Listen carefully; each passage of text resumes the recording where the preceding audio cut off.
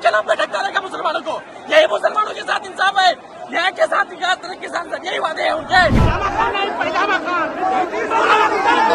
सरकार बुला करके बेवकूफ बनाया है, हम सरकार के खिलाफ तहरीक चलाएंगे।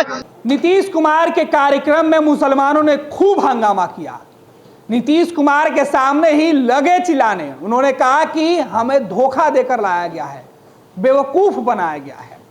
दरअसल पटना के बापू सभागार में एक बड़ा कार्यक्रम आयोजित किया गया था। बिहार भर के मुस्लिमों को इकट्ठा किया गया था। नीतीश सरकार के कई मंत्री इस कार्यक्रम में थे। मुख्यमंत्री नीतीश कुमार खुद पहुंचे थे। कार्यक्रम क्या था यही समझेंगे, और मुसलमानों का विरोध का असली वजह क्या था। हमारे साथ हमारे वरिष्ठ योगी विवेकानंद जी है। विवेका जी, नीतीश कुमार लंबे समय के बाद एक बड़े कार्यक्रम में हिस्सा ले रहे थे और खुलकर वो बात भी करे, तो इस कार्यक्रम में मीडिया को भी अलाउ किया गया था। अक्सर नीतीश कुमार के कार्यक्रम में मीडिया को नहीं बुलाया जाता है। इस कार्यक्रम में नीतीश कुमार के सामने फजीयत हुई। पहले मुख्यमंत्री खुद मोर्चा संभालते हुए दिखे, अधिकारियों को हटाकर उनकी शिकायतें ली अपने हाथों से। नाराजगी कुछ कम हुआ, लेकिन फिर भी कई लोगों ने कई गंभीर आरोप सरकार पर लगाए हैं। देखिए, विधानसभा चुनाव से पहले, चूँकि विधानसभा का चुनाव बहुत जल्द होने वाला है, तो चुनाव से पहले सरकार के स्तर पर एक बड़ा कार्यक्रम किया गया और उस कार्यक्रम में बिहार भर के जो मुस्लिम शिक्षक थे या मदरसा से जो जुड़े हुए सदस्य थे, तमाम लोगों को बुलाया गया पटना में। पटना के बापू सभागार में दावा किया गया कि 15,000 मुसलमान जुटे थे। कार्यक्रम क्या था? मदरसा शिक्षा बोर्ड का शताब्दी समारोह, यानी कि मदरसा शिक्षा बोर्ड के गठन के 100 साल हो गए। तो 100 साल के उपलक्ष्य में मदरसा शिक्षा बोर्ड ने, मदरसा जो बोर्ड है बिहार सरकार का, उसने कार्यक्रम किया था। और कार्यक्रम में जो बिहार भर के जो मदरसा से जुड़े शिक्षक या फिर जो उनके उस बोर्ड में शामिल सदस्य थे, उन तमाम लोगों को बुलाया गया। दावा किया गया कि बिहार भर के 15,000 मुसलमान अल्पसंख्यक समाज के लोग कार्यक्रम में आए हैं। और खुद देखिए, खुद मुख्यमंत्री नीतीश कुमार पहुँचे। नीतीश कुमार अमूमन आप देखेंगे तो सार्वजनिक कार्यक्रमों में कम जा रहे हैं, या जा भी रहे हैं तो कोई सभा को संबोधित वगैरह नहीं कर रहे हैं।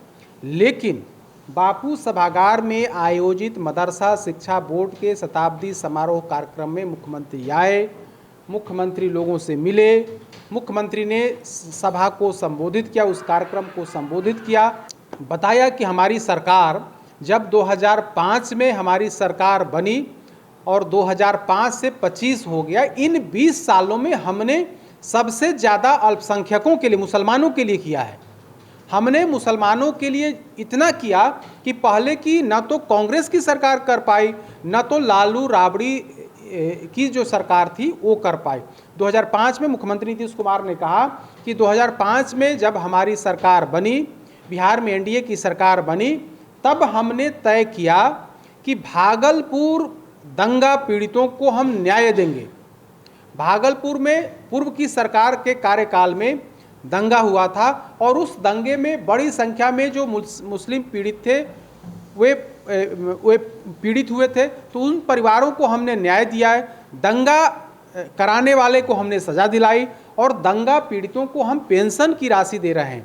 यानी कि हमने दंगा पीड़ितों के साथ न्याय किया, उनको हम समाज की मुख्य धारा में जोड़ने का हमने काम किया, और जो दंगा कराने वाले लोग थे हमने उनको सज़ा दिलाने का काम किया।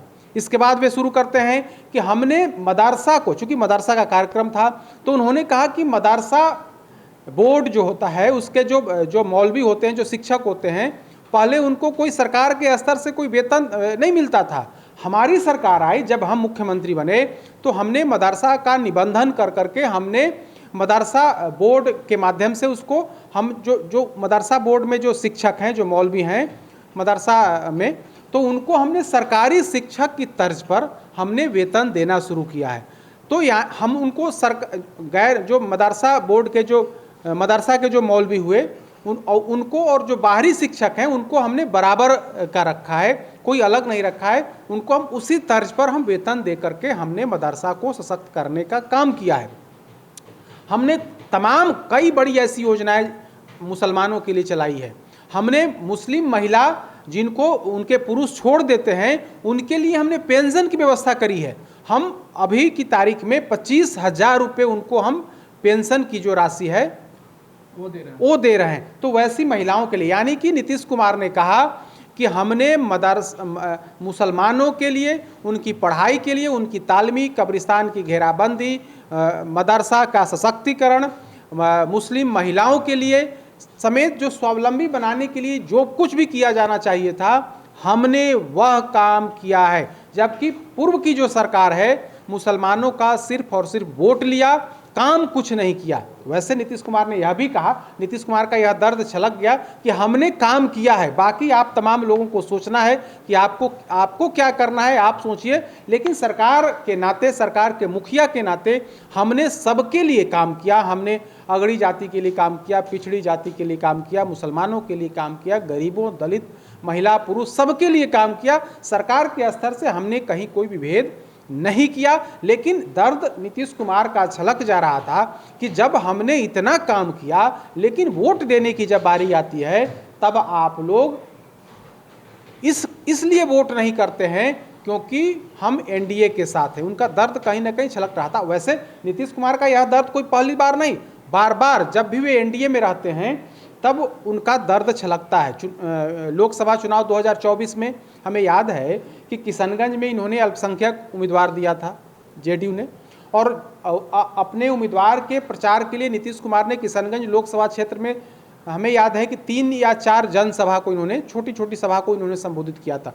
और हर सभा में उन्होंने यही बात कही थी कि हमने अल्पसंख्यकों, मुसलमानों के लिए ढेर सारे काम किए, पूर्व की सरकारों ने कोई काम नहीं किया, हमने आपके लिए कोई विभेद नहीं किया। भारतीय जनता पार्टी के साथ रहने के बाद हमने कब्रिस्तान की घेराबंदी कराई, हमने मदरसा जो शिक्षक हैं उनको हमने सरकारीकरण किया, सरकारी राशि उनको दी जा रही है, मदरसा का हमने निबंधन कराया, और जो भी जरूरी उसमें हो सकता था हमने उसके लिए राशि दी। और यह सब कुछ भारतीय जनता पार्टी के साथ रहने के बाद हुआ।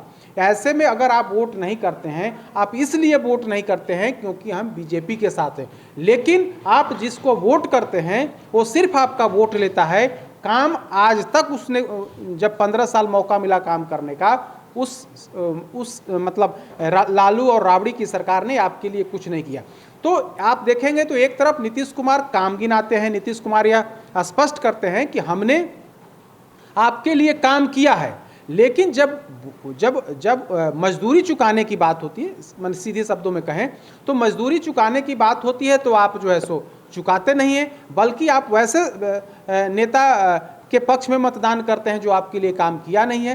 तो हर मंच से, चाहे वो पटना का मंच हो या फिर कोई दूसरा मंच हो, जहां भी नीतीश कुमार मुसलमानों की जनसभा में जाते हैं, यह बात जरूर कहते हैं कि हमने आपके लिए काम किया, लेकिन आपने वोट किसी और को दिया, या आगे भी आप ऐसा करते हैं। तो इस तरह आज जिस तरह से नीतीश कुमार की जनसभा में जो सभा हुई, और सभा के बाद कुछ हंगामा हुआ, और कहा जाता है कि उन लोगों से वादा करके लाया गया था कि आप चलिए पटना में, मुख्यमंत्री आपकी समस्या का समाधान कर देंगे। उन लोगों का भी मदरसा का ही कोई इशू था, कहा जा रहा है कि 1100 मदरसों का रजिस्ट्रेशन और करना है, सरकार अभी तक नहीं कर पाई है। तो उसी मुद्दे को लेकर के लोग पटना पहुंचे थे, और कहा जाता है कि उनको यह समझाया गया था कि आप पटना चलिए, कार्यक्रम में शामिल होइए, नीतीश कुमार आपकी बात सुनेंगे, और मंच से ही नीतीश कुमार आपकी जो डिमांड है उस डिमांड को पूरी कर देंगे। लेकिन ऐसा हुआ नहीं। तब जो लोग पहुंचे थे वे लोग हंगामा करने लगे। हालांकि नीतीश कुमार ने जो समस्या थी उसका कागज भी लिया और अधिकारियों को निर्देश भी दिया है। अब देखना होगा, चुनाव से पहले नीतीश कुमार, बिहार के मुख्यमंत्री, कई बड़ी घोषणाएं कर रहे हैं, उस पर अमल भी कर रहे हैं। हो सकता है कि अगर जिन्यून मांग होगा उन लोगों की तो स्वाभाविक है आने वाले कुछ दिनों में उस पर सरकार कोई निर्णय ले। लेकिन ज़बरदस्त हंगामा हुआ, और हंगामे के पीछे की वजह वही थी कि मदरसा का ही मुद्दा था। मदरसा शिक्षकों और मदरसा के निबंधन को लेकर कहीं कुछ मुद्दा था। उसी मुद्दे का जब समाधान नहीं हुआ, कोई ठोस आश्वासन नहीं मिला, तब लोग हंगामा करने लगे। हालांकि जो वहाँ मौजूद मंत्री और जो अन्य नेता थे जेडीयू के, उन लोगों ने शांत कराने की कोशिश जरूर की, लेकिन मैसेज चला गया कि नीतीश कुमार चाहे लाख दावा कर लें, चाहे जो भी बातें कर लें, लेकिन आज भी मुसलमानों में नीतीश कुमार को लेकर के वो सॉफ्टनेस कहीं से नहीं है। बिल्कुल, बहुत बहुत धन्यवाद विवेक जी। तो आपको बताते हैं कि पटना में कई मंत्री मौजूद थे। मुसलमानों को गाड़ियों में भर भर कर लाया गया था, वादा किया गया था, लेकिन वादा खिलाफी के खिलाफ आज नीतीश कुमार की सभा में उनके सामने ही मंच के नीचे खड़े लोग जिस तरीके से हंगामा कर रहे थे, नीतीश को मजबूरन कुर्सी छोड़कर आना पड़ा, लोगों से कागज लेना पड़ा। नीतीश कुमार के बोलने के बावजूद भी लोगों का गुस्सा खत्म नहीं हुआ। कई लोगों ने नीतीश सरकार के मंत्रियों पर गंभीर आरोप लगा दिए। उन्होंने कहा कि हमसे झूठ बोला गया, हमें बेवकूफ़ बनाया गया। वो बयान भी हमने आपको शुरुआत में सुनाया, एक बार फिर से पूरा बयान सुन लीजिए और देखिए किस तरीके से नीतीश कुमार की सभा में बिहार भर के आए मुसलमानों ने अपने मुद्दों को लेकर, अपनी मांगों को लेकर हंगामा किया। उसके बाद सीएम वहां से चले गए। कब तक ये जांच के नाम पे धक्का देगा मुसलमानों को? यही मुसलमानों के साथ इंसाफ है, न्याय के साथ किसान से यही वादे हैं उनके। क्या लगता है आप लोगों को यहाँ क्यों बुलाया गया? सिर्फ ठगने का काम किया है। अगर वाकई माननीय मुख्यमंत्री जी वादा किया तो लाइव कॉन्फ्रेंस करवाए, माननीय मुख्यमंत्री जी शिक्षा विभाग लाइव कॉन्फ्रेंस करवाए, तब मानेंगे इस बात को हम लोग।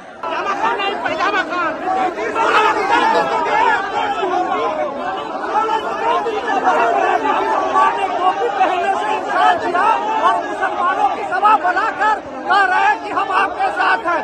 जो इंसान टोपी में वो छात्र कहाँ से? सरकार को बुला करके बेवकूफ बनाया है। हम सरकार के खिलाफ तहरीक चलाएंगे, सरकार के खिलाफ विरोध करेंगे। अभी मुख्यमंत्री को हमारी मांग है सरकार से 1600 मदरसा को ग्रांट जारी करे।